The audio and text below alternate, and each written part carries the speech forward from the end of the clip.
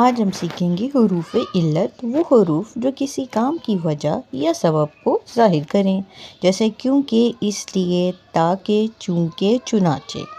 حروف علت کا جملوں میں استعمال۔ تو سب سے پہلا جملہ ہے: اے اللہ مسلمانوں کی مشکل آسان فرما۔ یہاں پر اے اور اگلے میں ارے، ایسے حروف جو اسم کو پکارنے، مخاطب کرنے یا متوجہ کے لیے ظاہر ہوں، جیسے اے، او، ارے، اے بھائی، یہ حروف ندا ہوتے ہیں۔ حروف ندا کی علامت، جسے ہم علامت ندائیہ یعنی ایکسکلیمیٹری سائن کہتے ہیں۔ اب ان کا جملوں میں استعمال دیکھتے ہیں۔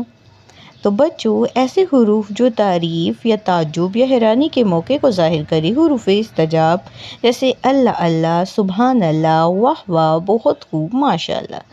اب ان کا آگے استعمال آپ نے اپنے جملوں میں کرنا ہے، جیسے کہ اللہ اکبر، اللہ اللہ ان جملوں میں ہیں۔